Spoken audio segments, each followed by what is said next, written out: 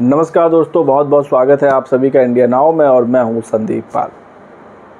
आज चुनाव आयोग ने महाराष्ट्र, झारखंड और यूपी की जिन 9 सीटों पर उपचुनाव होना है उनकी तारीखों का ऐलान कर दिया और इन ऐलान के बाद ही बीएसपी सुप्रीमो मायावती ने भी एक बहुत बड़ा ऐलान कर दिया। दरअसल यूपी की जिन 9 सीटों पर उपचुनाव होना है वो 13 नवंबर को होगा और काउंटिंग 23 नवंबर को होगी। हालांकि मिल्कीपुर का चुनाव अभी टाल दिया गया है क्योंकि मामला कोर्ट में। इन सब के बीच एक बार फिर मायावती ने बड़ा ऐलान किया है। ऐलान ये किया है कि उन्होंने साफ कर दिया है कि चाहे महाराष्ट्र का चुनाव हो, चाहे झारखंड का चुनाव हो, चाहे यूपी की 9 सीटों पर होने वाला उपचुनाव हो, जहां भी उनकी पार्टी लड़ेगी अकेले दम पर लड़ेगी, किसी के साथ कोई गठबंधन नहीं, कोई समझौता नहीं करेगी। तो एक बार फिर एकला चलो की राह पर मायावती लौट आई हैं। अभी हरियाणा में जो हाल ही में इलेक्शन हुआ था तब उन्होंने इनेलो के साथ मिलकर चुनाव लड़ा था, हालांकि खाता नहीं खुला था और इनेलो की 2 सीटें आई थीं। तब मायावती ने कहा था कि जो उनका वोट है वो तो उनके गठबंधन वाली पार्टियों को ट्रांसफ़र हो जाता है, लेकिन जो गठबंधन वाली पार्टी हैं उनका वोट बीएसपी को ट्रांसफ़र नहीं होता है। इस वजह से अब बीएसपी ने अकेले चुनाव लड़ने का मन बनाया है। हालांकि आज चुनाव आयोग के फैसले की मायावती ने प्रशंसा भी की और खुशी भी जाहिर की और उन्होंने सोशल मीडिया पर 3 ट्वीट किए। पहले ट्वीट में उन्होंने लिखा कि भारत निर्वाचन आयोग द्वारा महाराष्ट्र और झारखंड विधानसभा चुनाव के लिए तारीखों की आज की गई घोषणा का स्वागत है। उन्होंने कहा कि चुनाव जितना कम समय और जितना पाक साफ हो उतना ही बेहतर है। मायावती ये शुरुआत से कहती आई हैं कि जो चुनाव हों वो ज़्यादा चरणों में ना हो, कम से कम चरणों में हो, जिससे चुनाव की तैयारी के लिए भी वक्त मिले और जिन पार्टियों के पास बहुत ज़्यादा पैसा नहीं है, बहुत ज़्यादा संपत्ति नहीं है, वो चुनाव सही से लड़ सकें, क्योंकि जितना लंबा चुनाव चलेगा उतना पैसा ज़्यादा खर्च होगा। तो इस बार जो चुनाव है वो ज़्यादातर महाराष्ट्र में भी सिंगल फेज में चुनाव है। 13 नवंबर को ही पूरे महाराष्ट्र में चुनाव हो जाएगा 288 सीटों पर। हालांकि झारखंड में ज़रूर कुछ वहाँ की जियोग्राफिकल कंडीशन और डेमोग्राफी के चलते 2 चरणों में चुनाव हो रहा है। इसके अलावा जितनी अन्य सीटों पर उपचुनाव होना है देश भर में वो भी 13 नवंबर को होगा और 23 नवंबर को नतीजे सामने आ जाएंगे।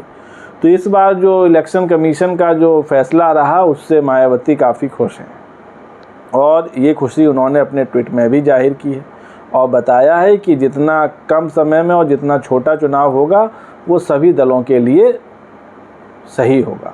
इसके आगे उन्होंने लिखा कि बीएसपी जो है वो महाराष्ट्र और झारखंड में अकेले ही चुनाव लड़ेगी और ये प्रयास करेगी कि उसके लोग इधर उधर ना भटकें, बल्कि पूरी तरह बसपा से जुड़कर बाबा साहब अम्बेडकर के आत्मसम्मान और स्वाभिमान कारवां के सारथी बनकर शासक वर्ग बनने का अपना मिशनरी प्रयास जारी रखें।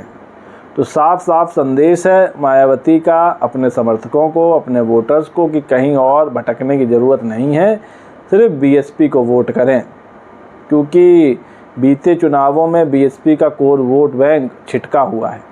इसके अलावा उन्होंने कहा कि जो बीएसपी है वो यूपी में जो 9 विधानसभा सीटों पर उपचुनाव होने हैं उसमें भी बीएसपी अपनी सभी सीटों पर उम्मीदवार उतारेगी और अकेले अपने बलबूते पर तैयारी करेगी और चुनाव लड़ेगी। तो ये साफ संदेश दिया है मायावती ने अपने समर्थकों को, अपने नेताओं को और अपने वोटर्स को, और वो चुनाव आयोग के फैसले से भी काफ़ी खुश हैं। हालांकि इससे पहले जब लोकसभा का चुनाव हुआ था और प्रेस कॉन्फ्रेंस चुनाव आयोग ने की थी और 7 चरणों में इलेक्शन हुआ था, तब मायावती ने उसका विरोध भी किया था और एक सलाह भी दी थी। उन्होंने कहा था कि चुनाव आयोग को कम चरणों में चुनाव कराना चाहिए, 3 या 4 चरणों में चुनाव कराना चाहिए, क्योंकि जितना लंबा चुनाव उतना ज़्यादा खर्चा, और बीएसपी के पास अन्य पार्टियों की तरह अकूत संपत्ति तो है नहीं जो इधर उधर से आ रही हो। वो अपने वोटर कार्डर और जो उनके कार्यकर्ता है उनके बूते ही चुनाव लड़ रही है, इसलिए जितना छोटा चुनाव होगा उतना बेहतर चुनाव होगा। तो खैर इस बार का चुनाव मायावती की उम्मीदों के मुताबिक ही हो रहा है।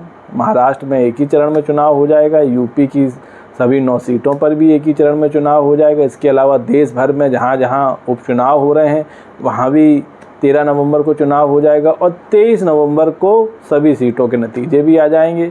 दोनों राज्यों के नतीजे भी आ जाएंगे। तो कुल मिलाकर मायावती ने एक ही संदेश दिया कि बीएसपी अकेले चुनाव लड़ेगी। हालांकि अकेले चुनाव लड़ने का फैसला बीएसपी के ज़्यादा हित में रहा नहीं है, क्योंकि लोकसभा चुनाव भी अकेले लड़ा था तो खाता नहीं खुला था। इससे पहले 2022 का चुनाव अकेले लड़ा था, तब एक विधायक जीत कर आया था। उससे पहले 2014 में अकेले चुनाव लड़ा था, तब भी खाता नहीं खुला था। तो अब ये फैसला कितना सही कितना गलत साबित होगा ये तो वक्त बताएगा, 23 नवंबर के नतीजे बताएंगे।